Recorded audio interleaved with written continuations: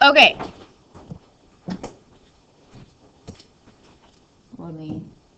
I'm having issues with the wireless, believe it or not.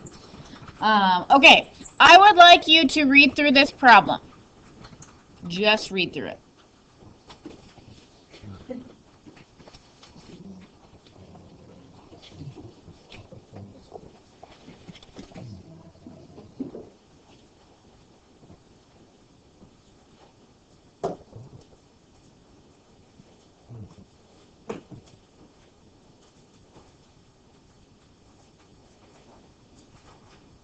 What are they asking us to do? Make a box.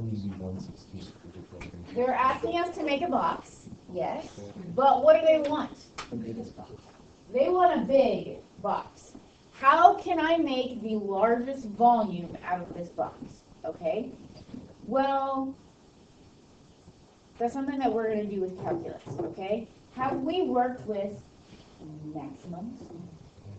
Okay, so if I want to maximize volume, do you think that derivatives could help us? Yeah. Yeah? Well, it only makes sense. The box is on the ground, so it's Okay, well, you know what? Here. Okay, now, I do have notes for you. I don't want you to have to write down every single word in these application problems.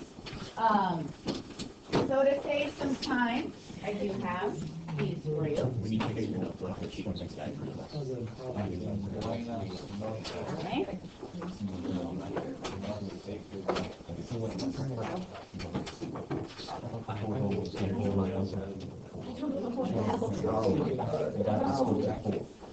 Okay, so go ahead and let's look at the steps that we're going to take here. Okay, so I've obviously told you we're going to need to use a derivative.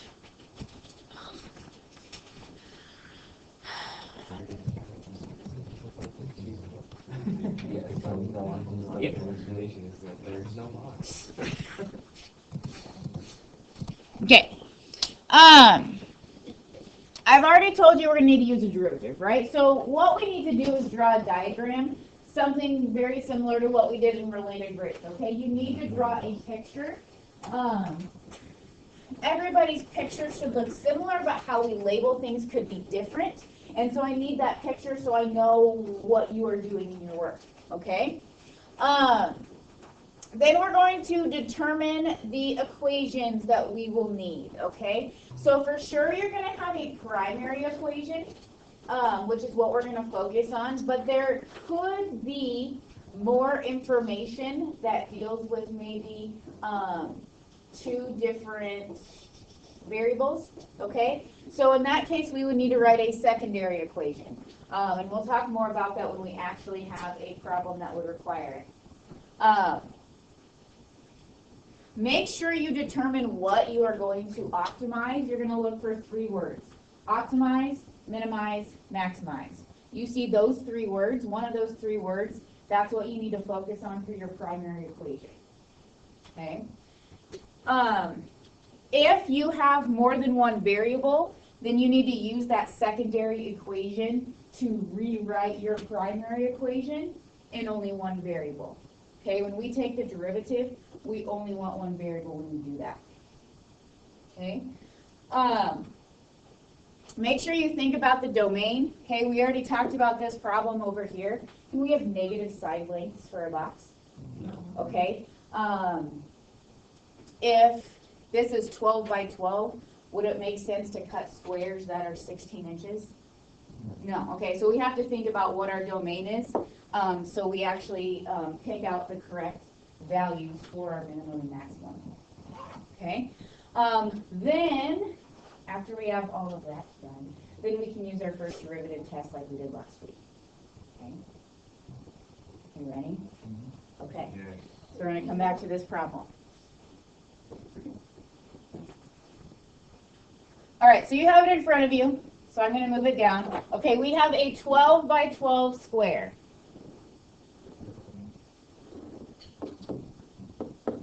Okay, And what are we doing with our 12 by 12 piece of cardboard? Okay, and what are we cutting out of it? Squares. Okay. Do we know how big the squares are? No. How big would you like to call those squares? X. Sounds good. Okay, so those are all x by x squares. Okay. Now, we need to imagine taking those flaps and folding them up. Okay. So let's think about the volume of the box when we do that. Why am I talking about volume? That's what we want. That's what we want to what? We want to maximize. We want to maximize the volume, so we need to write a volume equation. Okay? How do we find volume of a box? Length times width times height. I'll ask you an easy question. If we fold these up, what's the height of our box? X. If we fold these up, what's the length of our box? 12 minus 2x. So this right here, oh, who did this? Do you guys see this?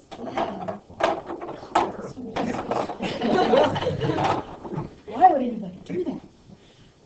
I had to keep my cool when the parents were in here. But. Okay, so that dotted line, we're going to fold those, right? So 12 minus 2x would be that length because those squares get folded, right? So the volume of our box would be 12 minus 2x times 12 minus 2x times x, length times width times height.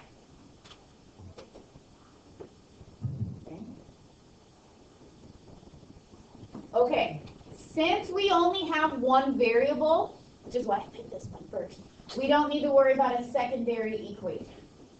Okay? We've already decided that we're maximizing the volume. Okay, so we're going to be looking for a maximum. Let's talk about the domain. Joe. Non-inclusive from 0 to 6. It can't be 6 and it can't be 7. So you're saying that x better be between 0 and 6. Do you agree with Joe? I agree. Okay, let's talk about y. Obviously, we don't want to cut nothing. Okay. We want to cut something. So A, it has to be positive. B, it can't be 0. Otherwise, we're not doing anything. And why did he choose 6? 6 makes it 0. Okay, 6 would mean you're cutting 4 squares and you're done. Right? Okay. So, we have done everything. We have an equation in terms of just one variable. We get to take the derivative of this and use the first derivative test to find the maximum. Okay. Now, how we do this is up to us. Okay. Would you like to leave it like this and use the product rule? I would use chain rules. It's easier. Okay, we do have a product. Okay, so product, okay, how about this, Trevor? Would you like to use the product rule and the chain rule, both together? Okay. So our derivative with respect to x, okay, product rule. 2 times 12 minus 2x times negative 2 for Trevor's chain rule times x plus 12 minus 2x squared times 1.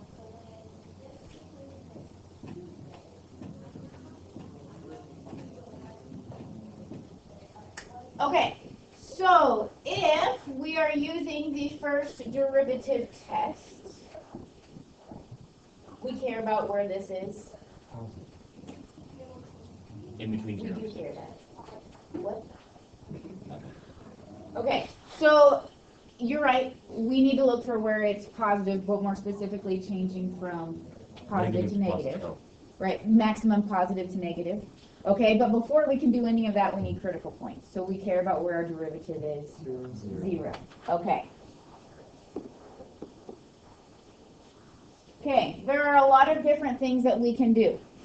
Okay, I'll give you 2 options. Would you like to A, multiply everything out and then combine like terms? Or would you like to B, factor something out and then combine like terms? Multiply every term.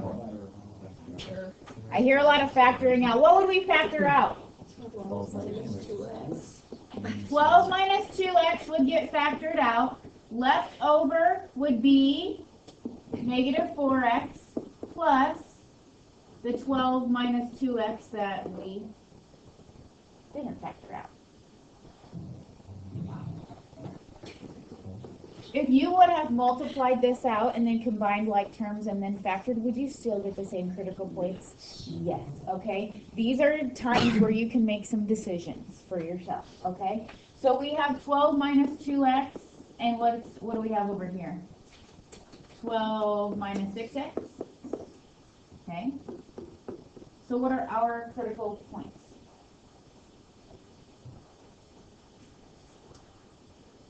What are our critical points? 2. Okay, now, I kind of like this one because it really does force you to make that number line. Okay?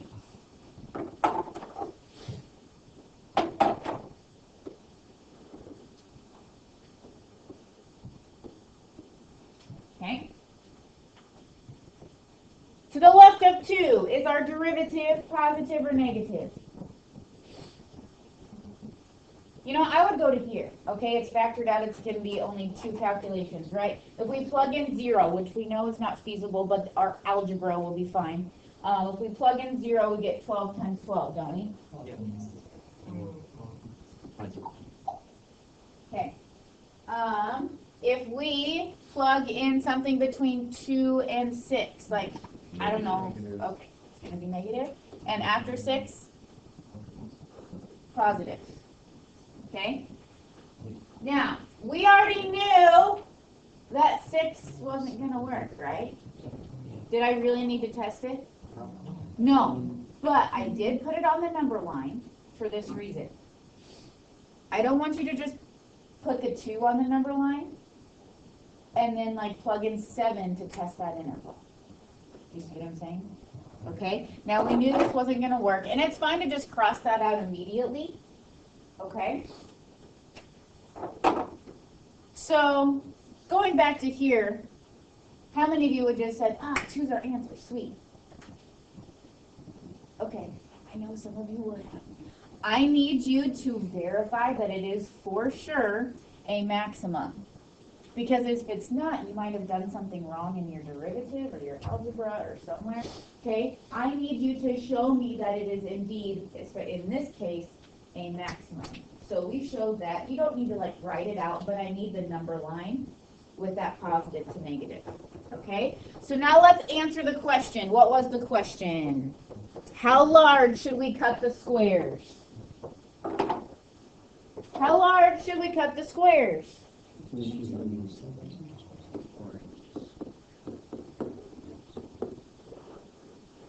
need to cut 4 2 by 2 inch squares. If it asks for the volume of the box, we could go back to the beginning and find the volume of the box. So we're not going to do that. Okay. This is not specifically what we are doing next Tuesday, but this is going to be a similar idea to what we're doing Tuesday with a box. But we're going to make this was an open top box, we're going to make a closed top box next week. Okay? Yes? Can I go to the bathroom? If you want to miss a portion of notes, that is your decision. Okay, no. Okay. Please read through the next one. We're on to job 2. You're on to job 2. You just read on your paper, right?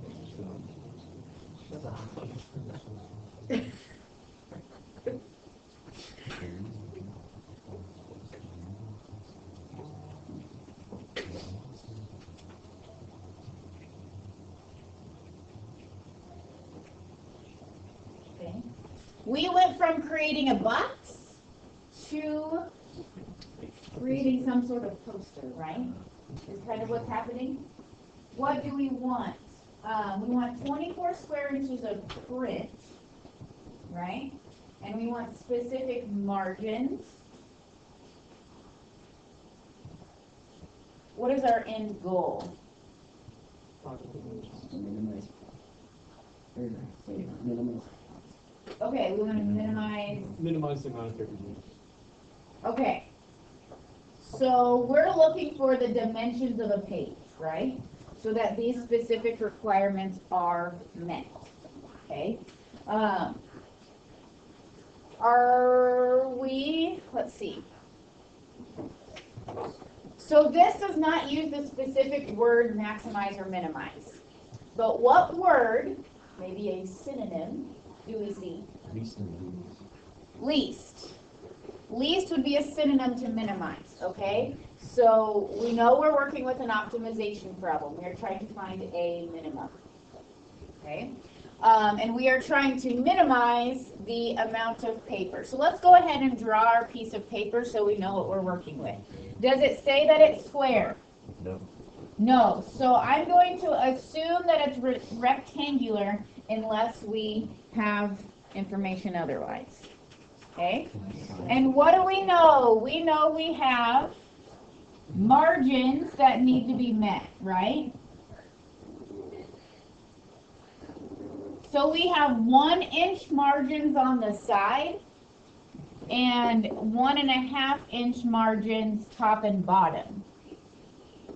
Does that make sense with that picture? Okay. So you can do this a couple different ways, but we're going to have two variables here. Do you see that? Okay. The simpler you can make your secondary equation, the better. Okay. So instead of calling X and Y the sides of my paper, I'm going to call this X and I'm going to call this Y. Okay?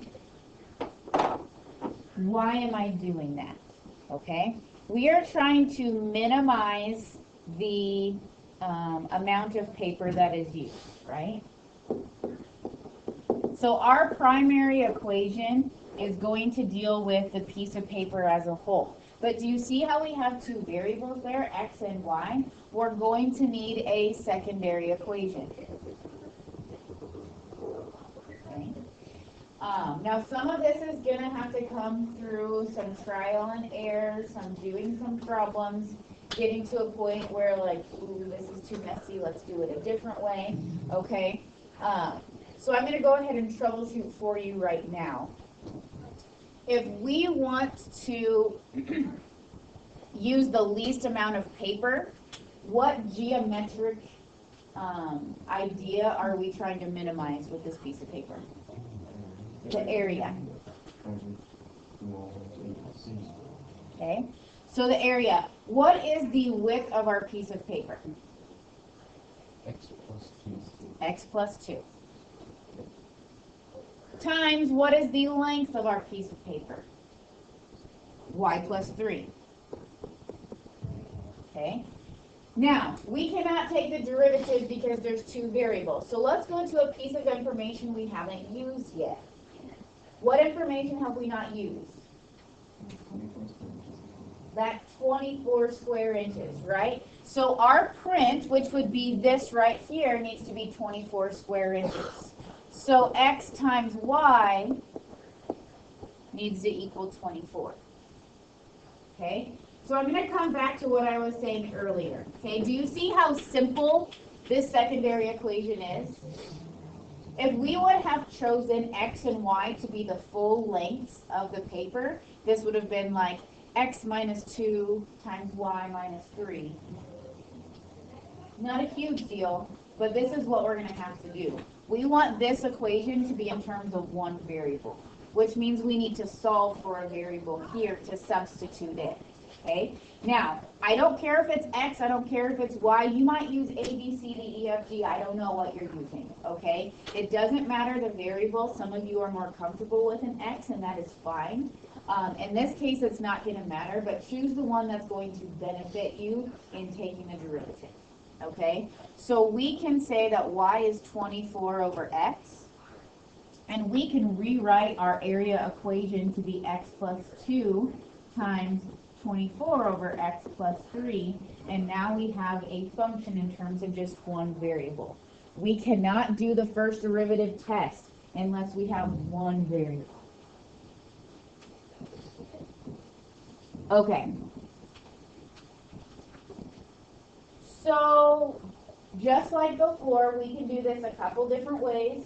We can either multiply this out and take the derivative, or we can take a derivative using the product rule. Okay?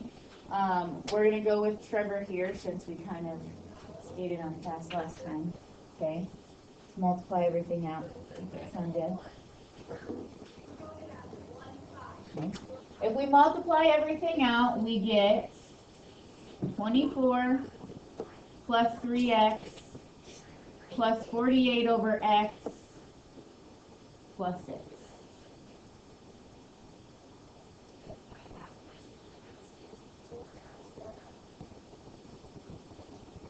Okay.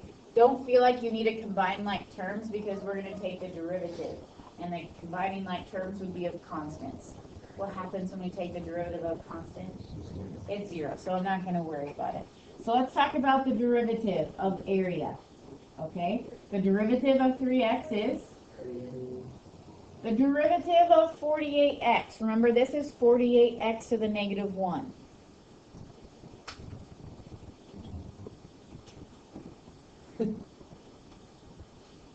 So negative 48 over x squared would be that derivative.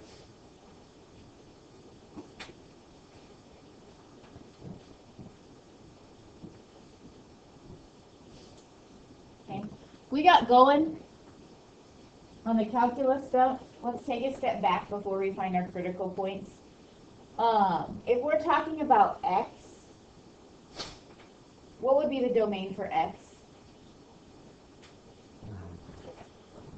What do you think? Do we really have a lot of restriction right now?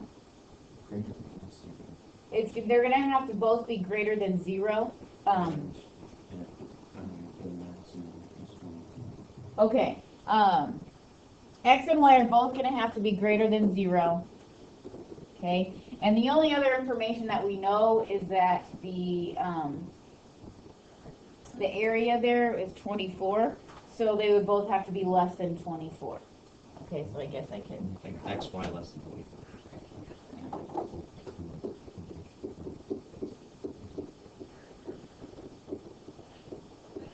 Well, you know what? We're not even going to say 24 because we could have y as 1/2 and x could be 48. Now, the probability of that is pretty low, but right now all we know is that they need to be positive. Okay? All right, so let's go back to our first derivative test. We need to determine where our derivative is 0 and undefined. And this is where, like, I really, really need you to look at this derivative and notice that we have a fraction. A lot of us get tempted to set this equal to 0, move 48x squared to the other side, and cross multiply. That's all fine and dandy, but you lose out on one of your critical points. Okay? You lose out on the critical point x is 0. All right? And this isn't hard. This isn't. To make a common denominator, we just need an x squared here. Okay.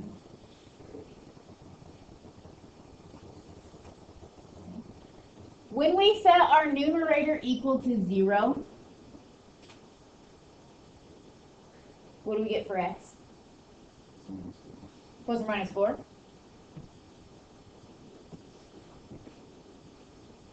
And when we set our denominator equal to 0, we get 0. Okay. Now, we're doing just the first derivative test. We would need to test all of these, right? Can x be negative 4? No. Can x be 0?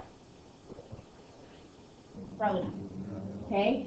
So we really only have 2 intervals to test, and they better be negative to positive, but let's just make sure, just in case we messed up along the way. Okay? If we plug a number between 0 and 1 into our derivative, or excuse me, 0 and 4, what do we get? We get a negative, wouldn't we? Okay? And anything after 4, we would get a positive. Okay? Bless you. It's important to identify these, okay? If you only put 4 on your number line, a lot of us would have chosen 0 to the left of 4. Well, we can't choose 0 because it's a critical point. So make sure you find all the critical points and then cross them out on your number line so that you don't need to use them. Okay? All right. So we indeed have a minimum. Okay? So now let's answer the question. 4 stood for X, but is X our answer? X is not our answer. Let's go back up to the question, which you have in front of you, but I want to scroll up here. What should the dimensions of the page be? Okay? We need to go back up to this equation right here, don't we? The area is what we were trying to minimize, right? And these are our dimensions. So if X is 4, what's the width of our page? 6. If X is 4, what's the height of our page? 9. So we need a 6-inch by 9-inch piece of paper.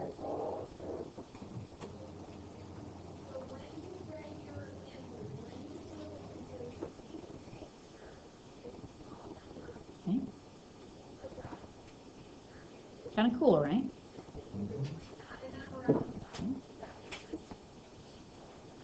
Those of you in engineering, maybe this could be useful to you in your capstone project. We have one more job to do. Yes, sir. You were stressing. Oh, yes, sorry. Okay. We have one more job to do. Go ahead and flip your paper over, and this is our last example for today. Read through it. Decided to get out of the cardboard business. Get bored. I don't know.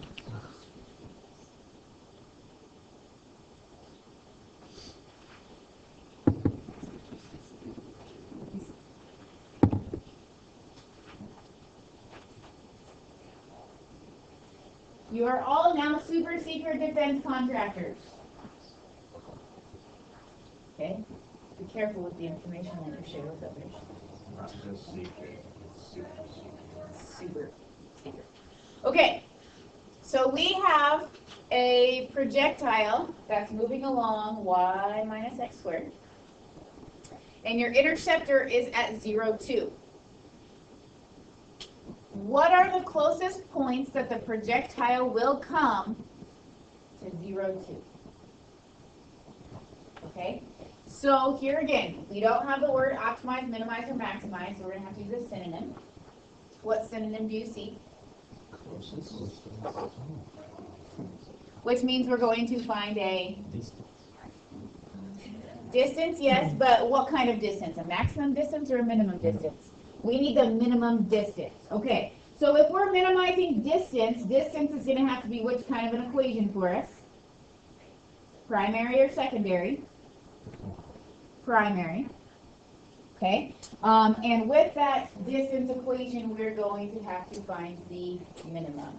Okay, so let's get a picture here. 4 minus x squared.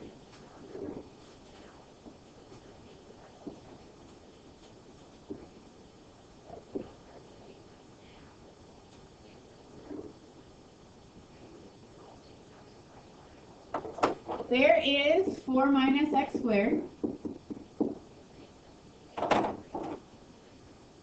Here's the point 0, 2. Okay. Now it does say, what are the closest points? Why does it say that? It could be more than one. Okay. Now we have a because we have symmetry, right? That's why there's going to be more than one. So this guy is traveling along here, and I'm just going to make the point right here. We don't know what it is, so we're going to call it XY. All right? And we want to minimize the distance between XY and the coordinate 0, 2. Okay?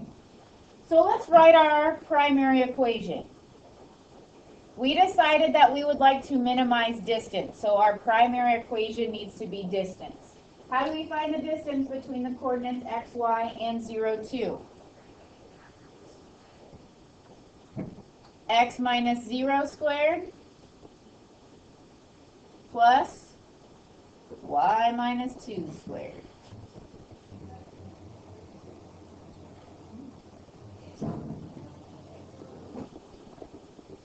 Is our primary equation in terms of one variable? No. Okay, we need, already have, a secondary equation so we can write this in terms of one variable.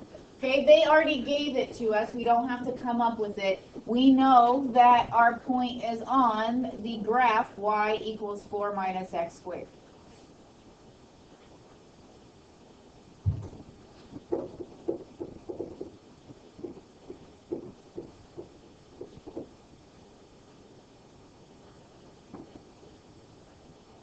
Okay, now you can do this one of two ways. You could solve for y, or I mean it is solved for y. You can plug in for y, okay? Or since this is x squared right here, you could solve for x squared and plug 4 minus y in for x squared. Okay? Now, a lot of us are more comfortable with plugging in for x, and that's, or for everything in terms of x, and that's fine. This way, in this example, it's 6 one way, half a dozen the other. I don't think it's going to complicate things either way, but there could be times where it is not to your benefit to solve for y.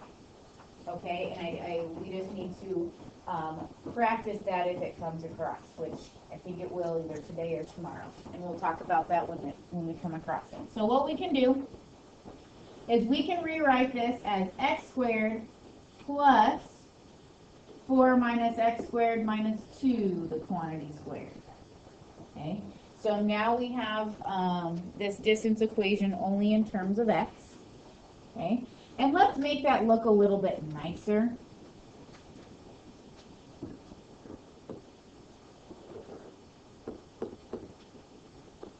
Okay, this is essentially 2 minus x squared. Do you agree?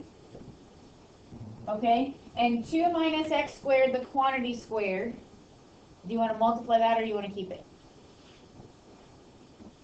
You want to multiply it out? You're going to keep it. Okay.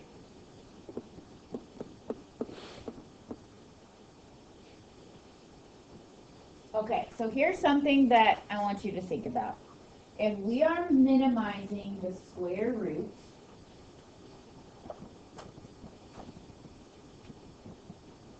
and I'm only asking this because taking the derivative of a square root is kind of messy. Do you agree?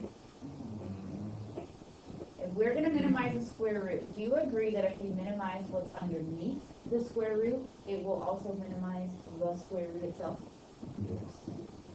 Okay, let me say that one more time. If we minimize what's underneath the square root, will the square root itself be minimized? Okay. So, for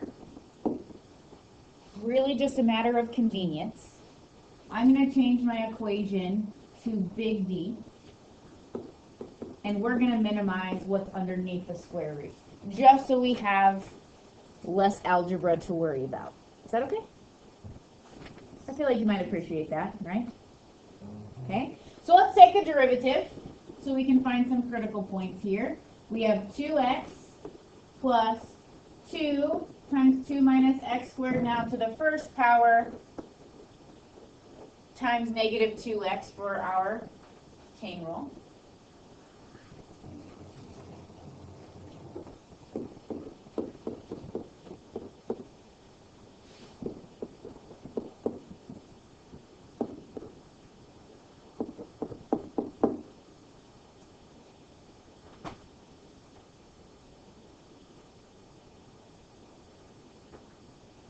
hold on.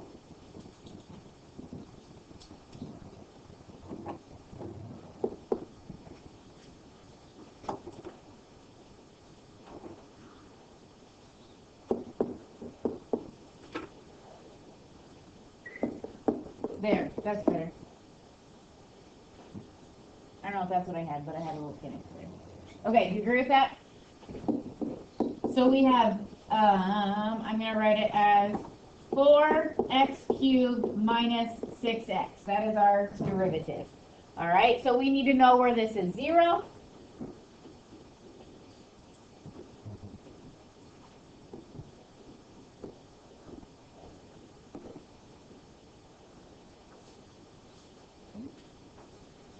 So our critical points are 0 and plus or minus radical 3/2. Guess what? You are in calculus. You can keep it as radical 3/2. I do not care.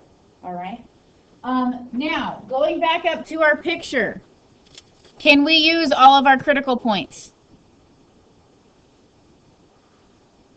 We're on a parabola that has a domain of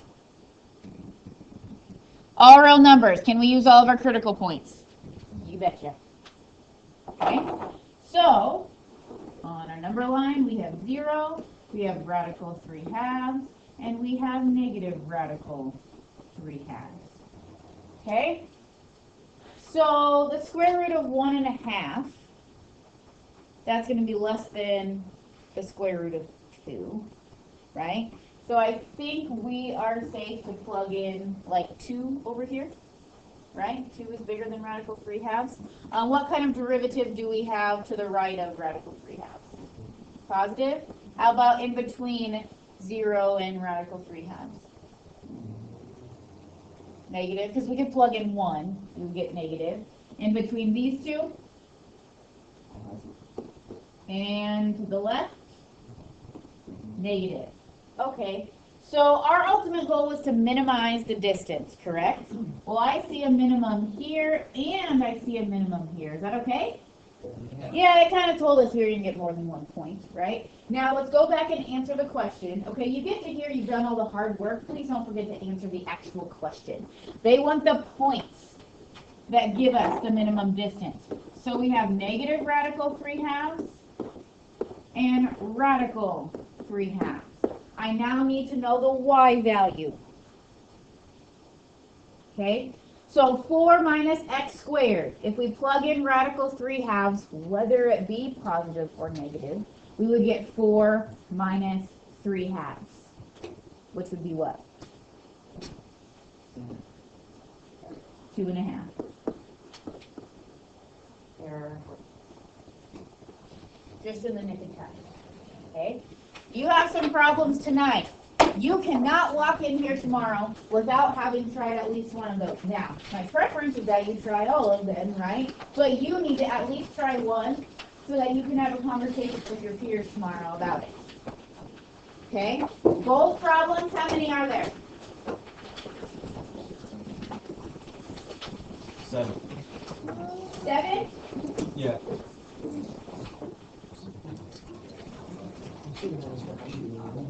Okay, 7 bold problems. That's not a lot to ask. Michael. Okay, can you bring it up here, Ben?